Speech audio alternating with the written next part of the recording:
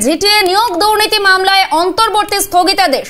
Supreme কোর্টের CBI তদন্তে অন্তর্বর্তী স্থগিতাদেশ। 2 সপ্তাহ পর পরবর্তী শুনানি, এমনটাই জানা গেছে। জিটিএ নিয়োগ দুর্নীতি মামলায় অন্তর্বর্তী স্থগিতাদেশ, সিবিআই তদন্তে অন্তর্বর্তী স্থগিতাদেশ। 2 সপ্তাহ পর পরবর্তী শুনানি। টেলিফোন লাইনে রয়েছেন আমাদের প্রতিনিধি ইন্দ্রাণী দাশগুপ্ত। ইন্দ্রাণী, বিস্তারিত জানাও। দেখো, জিটিএ নিয়োগ দুর্নীতি মামলায় কলকাতা হাইকোর্টের যে রায় সিবিআই তদন্তে, সেই রায়ের উপরে 2 সপ্তাহের জন্য অন্তর্বর্তী স্থগিতাদেশ দিল আজ সুপ্রিম কোর্ট।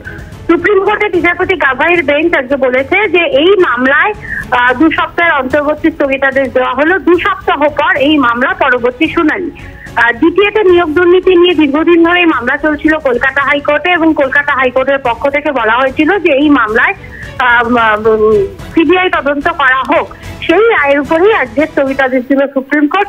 2 সপ্তাহের জন্য অন্তর্বর্তী স্থগিতাদেশ, এবং এরপর 2 সপ্তাহ পর মামলাটির ফের শুনানি শুরু হবে। একেবারেই তাহলে এমনটা বলা যেতেই পারে আপাতত স্বস্তিতে রাজ্য, ইন্দ্রাণী?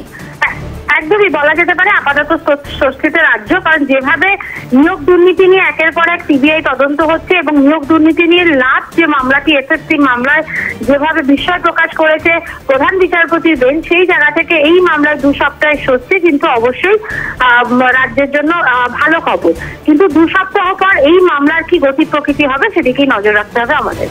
একেবারে ইন্দ্রাণী, আরো একটা বিষয় আমরা দেখেছি, এখানেও কিন্তু একটা প্রভাবশালী যোগসূত্র উঠে আসছে। আমরা দেখলাম এসএসসি নিয়োগ দুর্নীতি মামলার ক্ষেত্রেও সুপার নিউমেরিক পোস্ট তৈরি যারা করেছিলেন তাদের হেফাজতে নিয়ে জেরা করা যাবে, এবং সেক্ষেত্রে সুপ্রিম কোর্টের তরফে স্থগিতাদেশ দেওয়া হয়। এখানেও কিন্তু প্রভাবশালী যোগসূত্র এবং সিবিআই এর আপাতত যে মানে ইনভেস্টিগেশন, তার উপর স্থগিতাদেশ। তো এই বিষয়টাকে কেন্দ্র করে কোনো একটা জায়গায় কি তদন্তর গতি সেটা কি বাধাপ্রাপ্ত হচ্ছে? অবশ্যই দেখো, সিবিআই তদন্ত শুরু করার পর তার উপর স্থগিতাদেশ দিলে অবশ্যই তার গতি বাধাপ্রাপ্ত হবে। এবং এসএসসি দুর্নীতি নিয়ে এর আগে যে সিবিআই তদন্তের কথা বলা হয়েছিল, এবং সেখানে কলকাতা হাইকোর্টের বিশেষ বেঞ্চ পরিষ্কার বলে জানিয়ে দিয়েছিল যে এসএসসি দুর্নীতির ক্ষেত্রে সিবিআই যারা এই দুর্নীতি করেছে তাদের জিজ্ঞাসাবাদ করতে পারবেন, এবং প্রয়োজন হলে তাদেরকে হেফাজতেও নিতে পারবেন। কিন্তু তার উপরে স্থগিতাদেশ দিয়েছিল প্রধান বিচারপতি বেঞ্চ।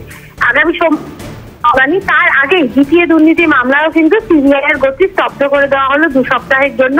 আজকে বিচারপতিরা জানিয়েছেন যে 2 সপ্তাহের জন্য অন্তর্বর্তী স্থগিতাদেশ দেওয়া হলো।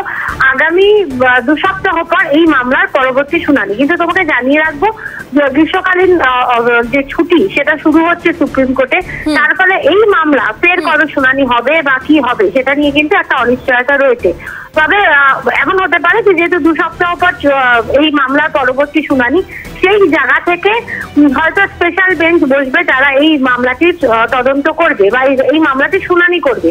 কিন্তু 2 সপ্তাহের যে অন্তর্বর্তী স্থগিতাদেশ দেওয়া হলো, সেখানে কিন্তু অবশ্যই স্বস্তিতে রাজ্য, এবং একই সাথে সিবিআই এর যে তদন্ত চলছিল জিটিএ নিয়োগ দুর্নীতি নিয়ে, তাতেও কিন্তু বড়সড় সাফল্য পেলেন রাজ্যের আইনজীবীরা।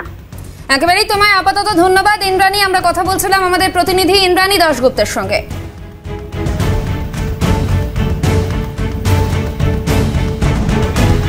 জিটিএ নিয়োগ দুর্নীতি মামলায় অন্তর্বর্তী স্থগিতাদেশ, সিবিআই তদন্তে অন্তর্বর্তী স্থগিতাদেশ দেশের শীর্ষ আদালতে।